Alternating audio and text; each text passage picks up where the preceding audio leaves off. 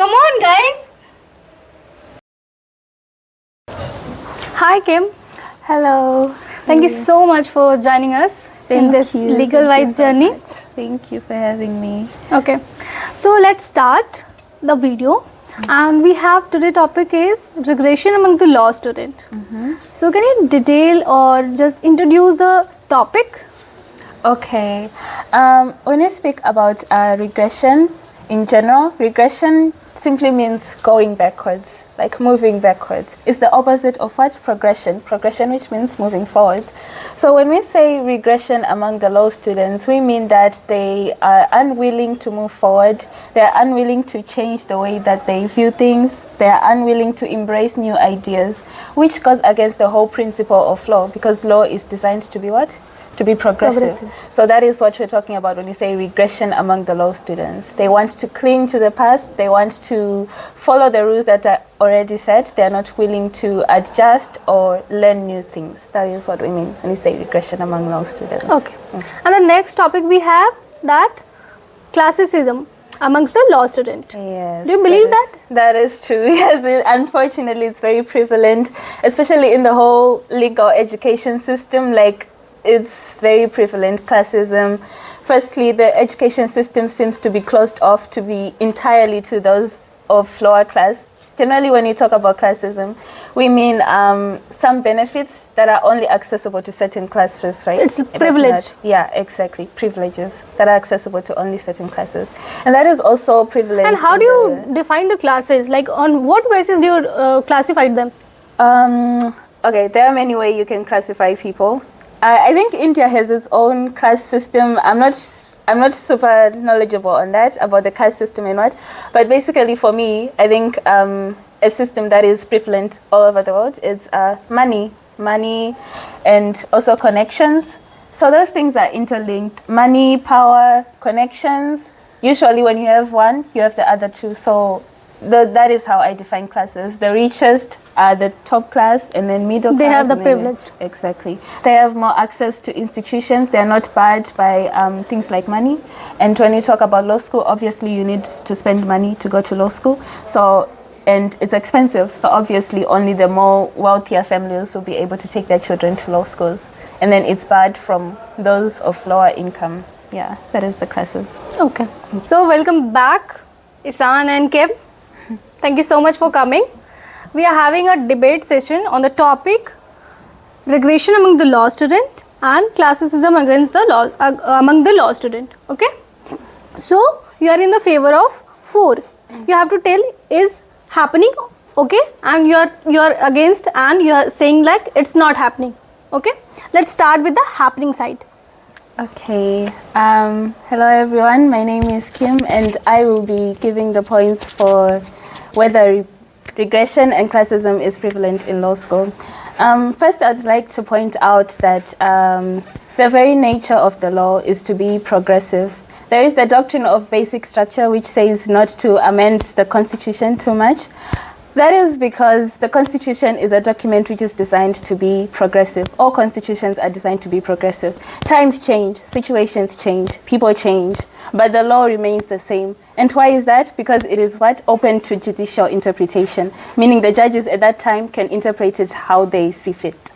But if you see at the law students, the pattern among law students of this era, they are quite conservative. They are unwilling to embrace new ways. They are unwilling to broaden their views on many topics. They just want to take things at face value as it is, not challenge anything. And that is a problem. I feel it's not a skill that is available to law students to be able to critically think.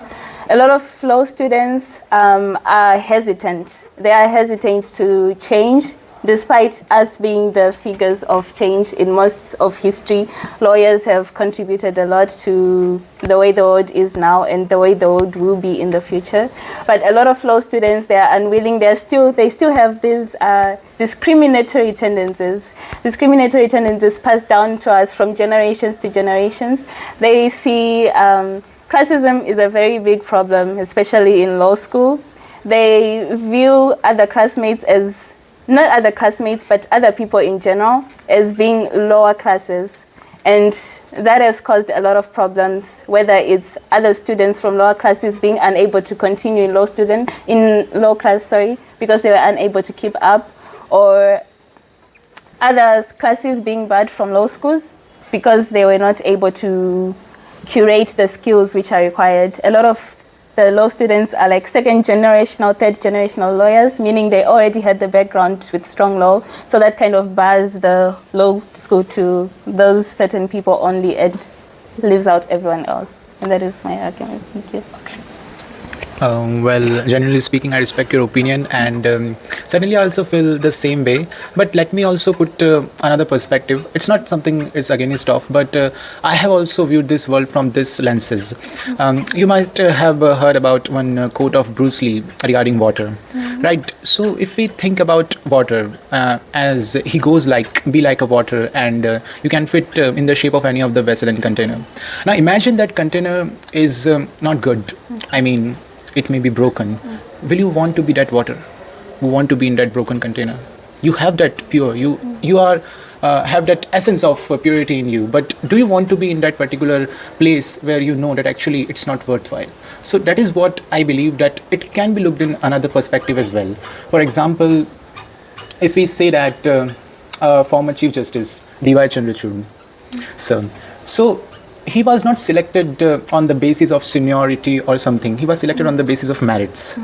There is a word in English, exams, and certainly we have CLET and so on. It's not certainly that we are just discriminating the classes, okay, they are the lower class people or they are the upper class segments. I do relate that there are some average people in the NLUs or in the IITs as well. It's certainly not that if we are studying in Harvard or Oxford, that certainly means that we are an elite people.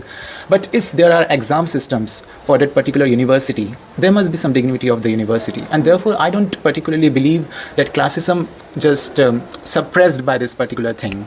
Another thing regarding the regression, I certainly believe that creativity is one thing and sticking to one point is another thing. For example, if we talk about the creativity, if I look back in the 1970s, some of the creative people used to add some words in the preamble. And this creativity, as what you have mentioned, that right now the students are not that much creative or open to the new ideas, and certainly if you look about the 1970s, this era, the emergency and kind of thing, is just because of the creativity of these 3 words in the preamble. So certainly, I mean, you are correct in whatever ways you said, but if you look from this perspective, creativity is different thing, and sticking to the basic structure as you have told. If we have just maintained the dignity of what is the spirit of the law, rather than just looking what the law it is. If we talk about the concept of some of the jurists, I certainly don't believe. We have to stick at the opinion of why the law is framed, and we can change according to the society. So yeah, that's my perspective.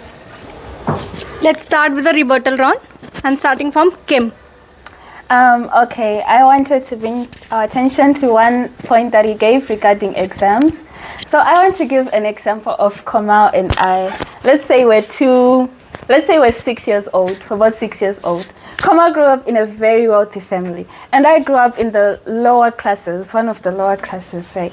Kamal went to private schools. She had the best tutors. She had textbooks. She had access to libraries. She had access to so many things. She never had to worry about what she was going to eat that day. She never had to worry about her parents not supporting her. She never had to worry. She just had a good life, which is an average life for like most people of higher classes. And then for me now, I have 8 siblings, and they're all younger than me. And I am attending a school which is very, very poor.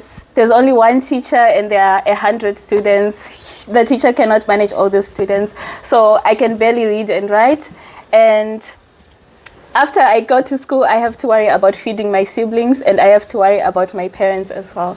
And then we both get into high schools. She goes to a very good academy. It's an all-girls academy. They are taught very well. They have so many resources, whether it's science and whatnot.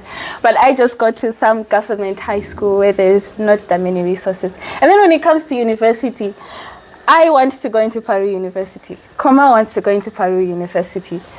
Maybe I finally got the funds. I don't know. Maybe I have a scholarship. But there is an entrance exam. And then we both sit down for the entrance exam. Which one of us is most likely to pass?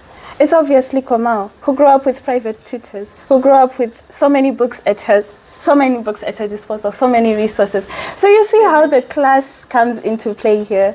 And the same thing is about law school. First of all, besides the money, the intelligence. Like, you had the time, you had the privilege to curate your mind, to start thinking about other things. But before I could think about maybe Shakespeare books or whatever before I could think about books and whatnot, I had to think about, what am I going to eat today?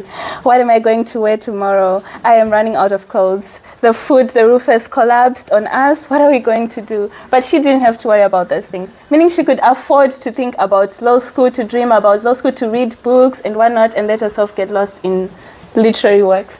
But you see how the classes come into play here. Most of the people of the lower classes who would have liked to do law school aren't even here today with us.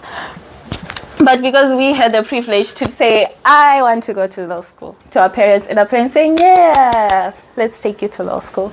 So that is the point I wanted to make regarding exams. Like, you just see a paper, but for some other person, they see their whole life. Their whole life is exactly. They just see their whole troubles. They didn't get time to study what is law. Why do you want to get into this university? Why do you think you'd make a good law student and whatnot? They didn't have time to think about those things because they were worrying about their own lives.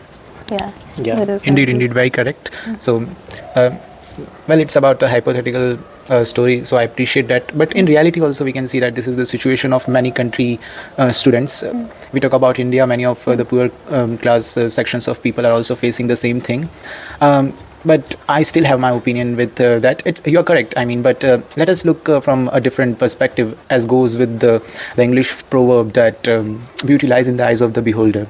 So therefore, if we look, for example, I am a son of Mr. XYZ, let's say Donald Trump. I got that environment. For example, this particular room is very dusty, not good, and I have to study there.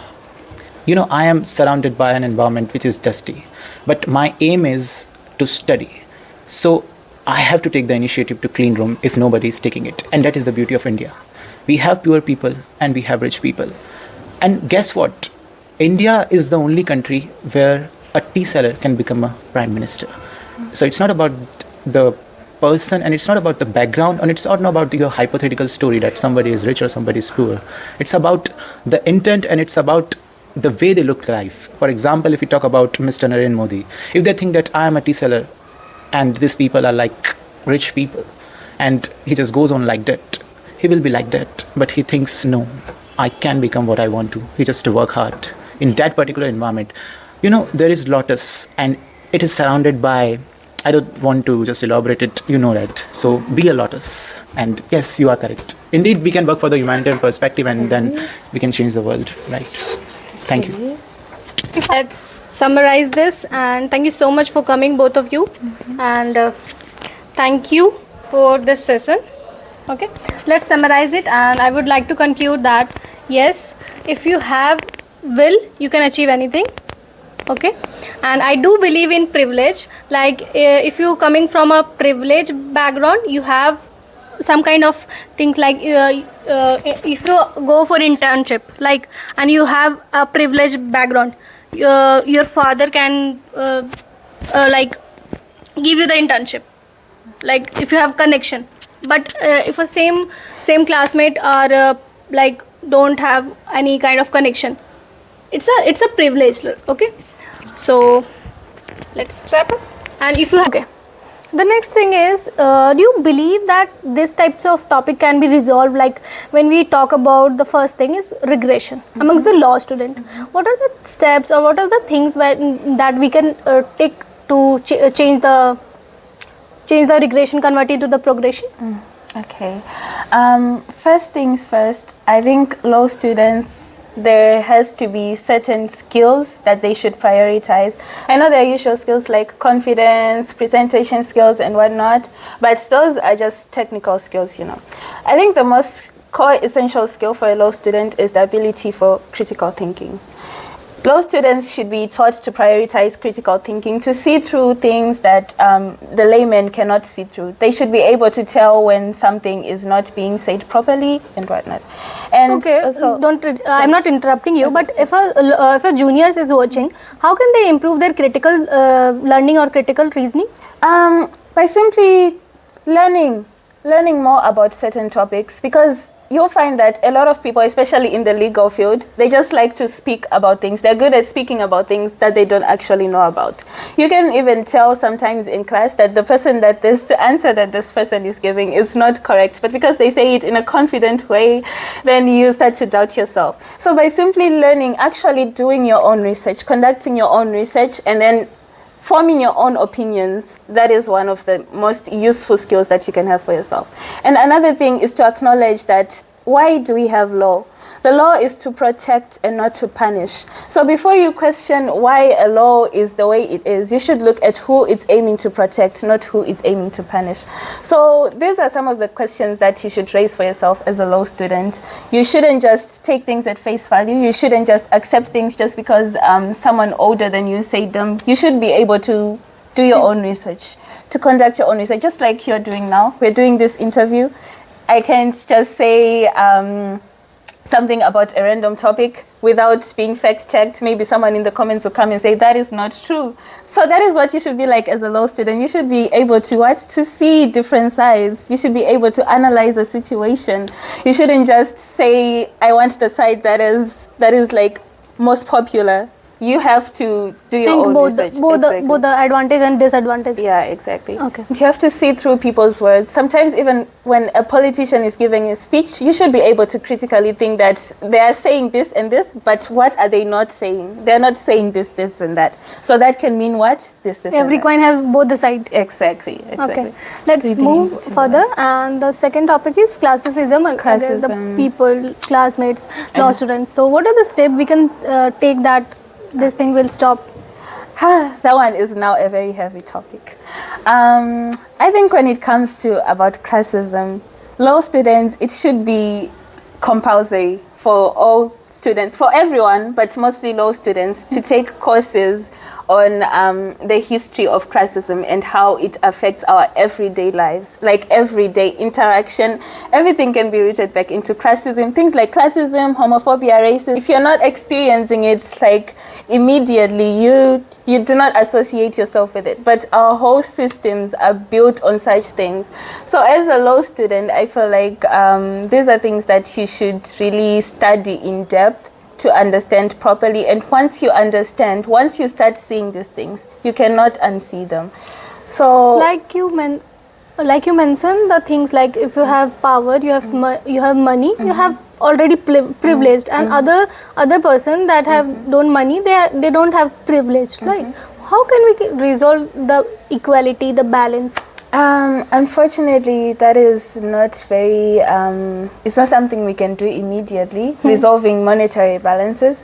But since we are the law students, we are the ones who determine the changes that come in the future. So if we allow ourselves to see our privilege right now, by the time we are done, we'll be able to address these things in courts. We'll be able to bring them up to the people that actually matter, people that can make changes. For instance, right now, if we learn about the classism, the things that we are seeing in our own streams, in our own schools, when we are now fully fledged lawyers, when we are now baristas or advocates or whatever, we will be able to see these things. We will be able to point these things out to maybe the judges, the politicians, the whatnot, because that is the role of lawyers, right? You point out the factions of the society which are underprivileged. You point out the flaws of the society and say, judges, may you please address this? Judges, may you please address that? So that is one of the ways we can solve this classism issue, by first acknowledging that we are privileged. I acknowledge that I'm very privileged to be studying abroad and studying law, and even just sitting here and just doing this, it's privilege, and I acknowledge that. And I hope that in the future we can also help other people who aren't able to do so right now to be able to do so. So acknowledging the privilege is always the first step. Okay, like you mentioned, you are privileged. Yeah. And do you face any classism? Classism, sometimes, like I said, since it's so deep in our society, you can't always tell when you're facing it, right? You can't always tell that this person smiled at me because she thinks I'm rich or whatnot. You can't always tell. So I can't say for sure I have faced them. I can't say I knowingly faced classism. I don't think so. Or even things like racism. Sometimes I can't even tell, like, are you being racist? Are you being misogynistic? Are you being classist? I can't tell because the things are so deep in our society. That is why I insist that we learn these things so that we can do what? We can do some pattern recognition. We can understand why is this thing happening to us and what exactly is happening. So yeah, that is my answer. Let's wrap up, and last thing that Sally ma'am always told me, like, give a suggestion from the person you are shooting with. A suggestion? It's like a feedback session. Yeah, I see. I would first like to say I really like this whole thing that you do. I feel like it's very nice to see someone going into content creation and spreading awareness in a field that is so, like, there are so many people who do it right now. So others are demotivated thinking there is already so many people who do it. But I like how you take the initiative. I find it really endearing. Thank you so much. And then what I can say is maybe you can try to widen your horizons, like to broaden the amount of topics that you go through, and maybe just spread out to like other fields instead of just law, and then just interview different people. You can interview even like the citizens to hear, like normal civilians, to hear their opinions on legal matters, to know if people know their rights, because that is one of the most important things. People should know their rights. So you can like just find out, because the society makes the law, right? The law is made for the society, which means the law is supposed to adjust to the society. Okay. So we know the law, but now we need to know the society. So you Awareness. can help us do like this. It's a perfect like advice that I got in. Like I will use this Yes. in the next video for sure. Thank you.